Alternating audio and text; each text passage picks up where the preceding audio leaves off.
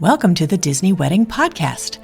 This show is brought to you by Carrie Hayward's Fairy Tale Weddings Guide, the only guidebook and bridal organizer tailored exclusively to Disney's fairy tale weddings at Walt Disney World. I'm Carrie Hayward, and each week I feature Disney wedding updates, money-saving tips, and interviews with wedding vendors and real Disney couples.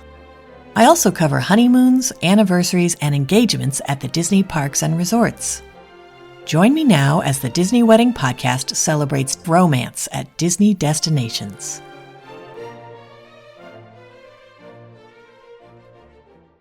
Today on the Disney Wedding Podcast, I am speaking with Disney bride Kaitlyn Chelkis about her ceremony at the Wedding Pavilion with a reception at American Adventure Rotunda and a dessert party at Italy Isola.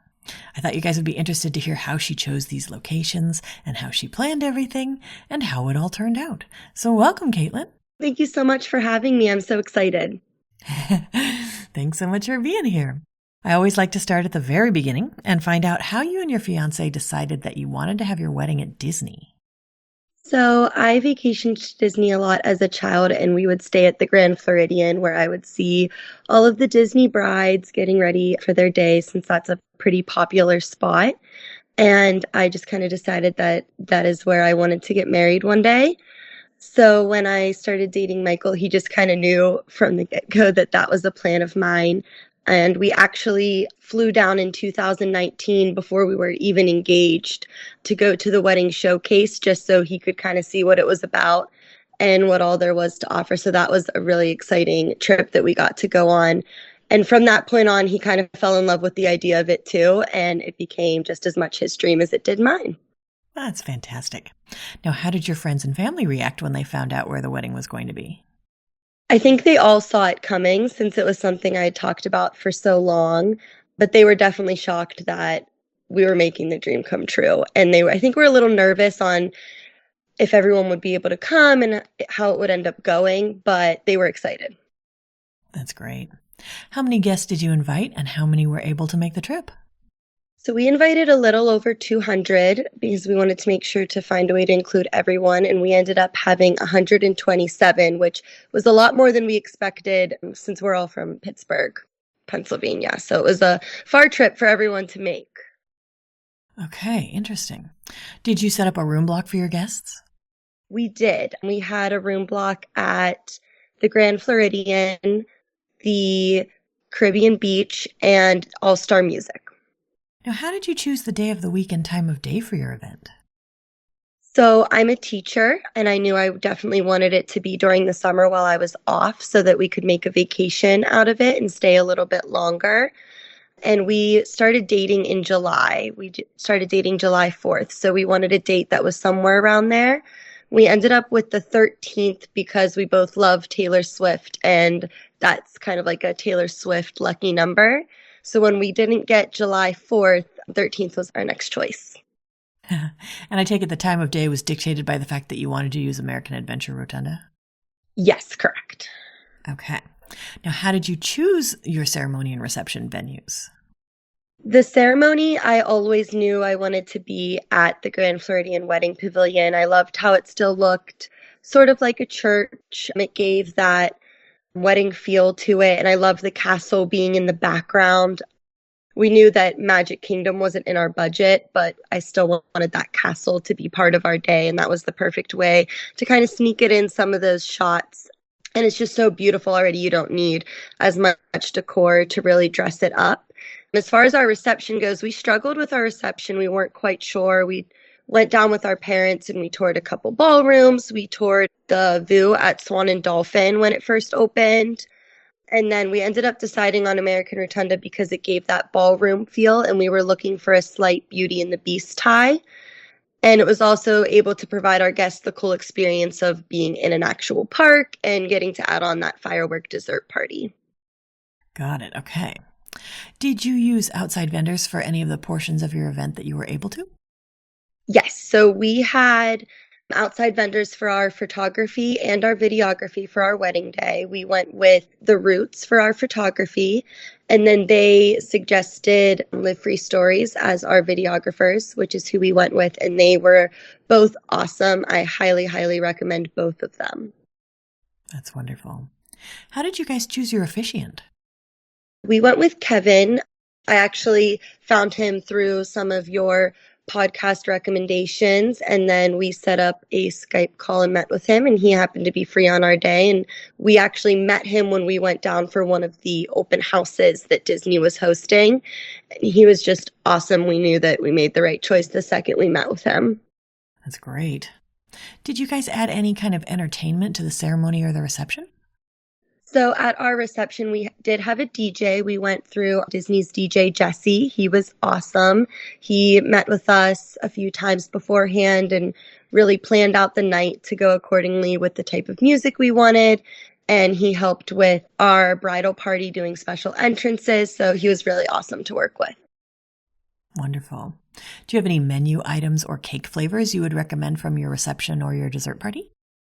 We enjoyed adding the cheeseburger spring rolls from the park as a late night snack. That was a popular favorite. And then we are from Pittsburgh, so having like a Pittsburgh cookie table is very popular from where we are from. So we turned that more into a dessert bar where we had multiple different cookies and pastry options that our guests could select from instead of having cake, to give more of the cookie table Pittsburgh vibe at our wedding, and the guests raved about all the different desserts we had on display that they could pick from. That's great. Did you guys add a welcome party or any other events around your wedding?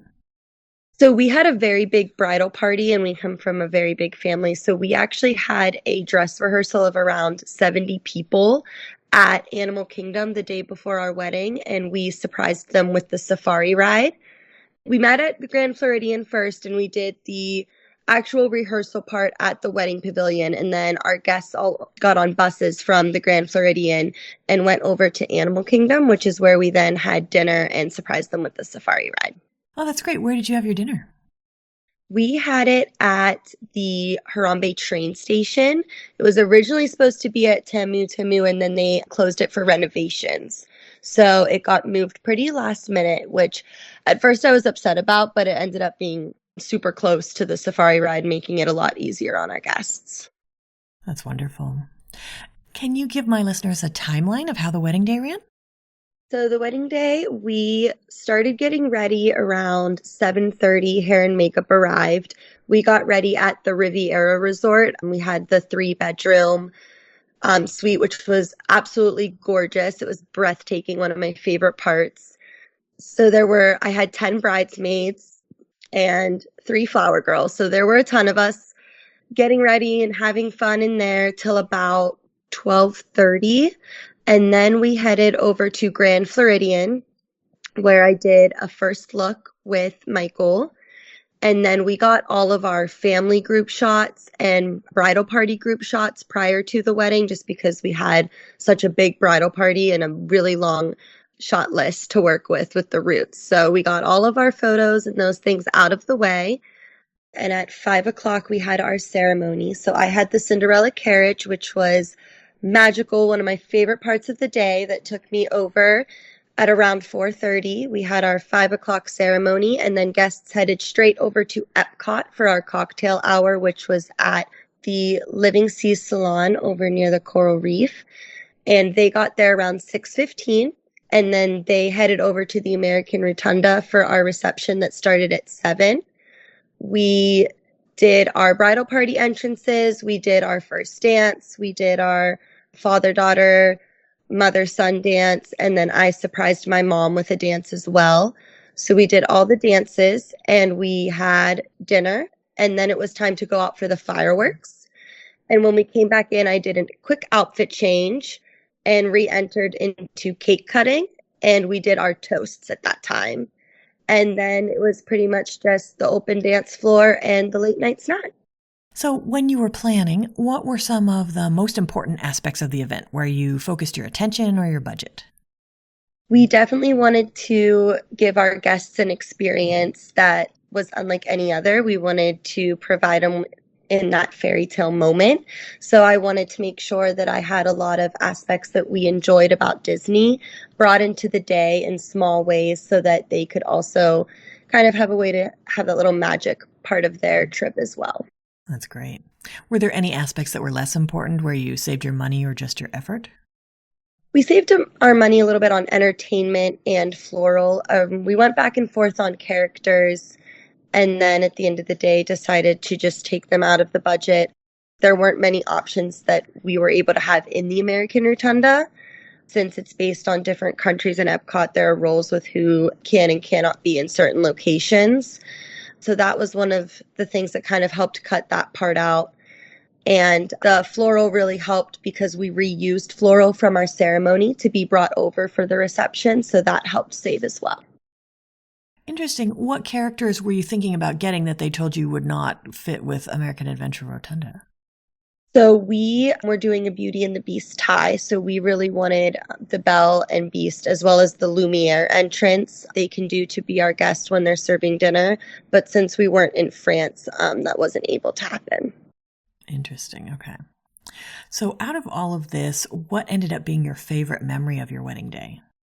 My favorite memory was definitely just seeing so many people that we love and are close to us in our favorite spot, our favorite vacation spot that we visit all the time that holds a special place in our hearts. Just seeing everyone else get to be there with us and enjoy it with us made everything worth it.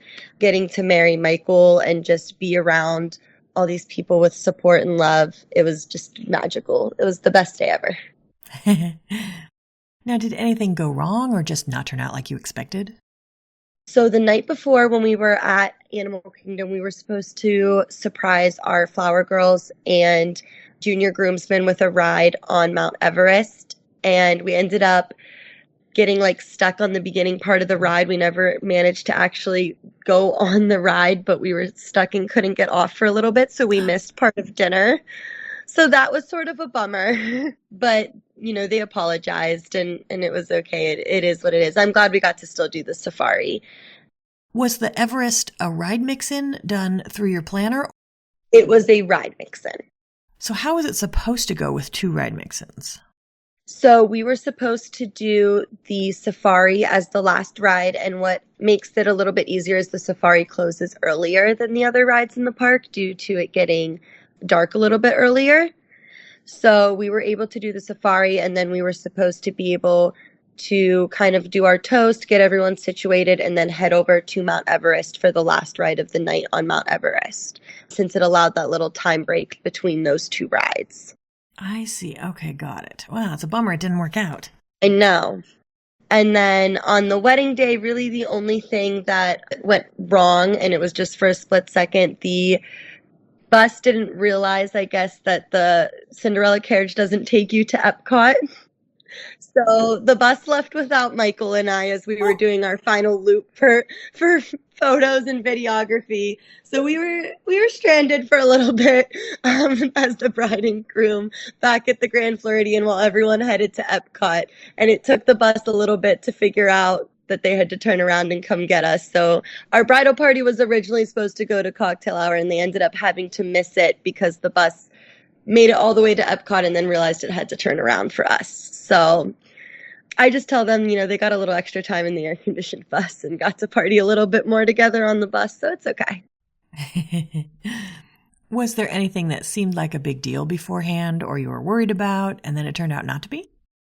We were just really stressed about getting all of our guests there and really just making sure that they had a fun time. We know that it's our day, but we just really wanted to provide our guests with all the magic and the love that we enjoy through Disney.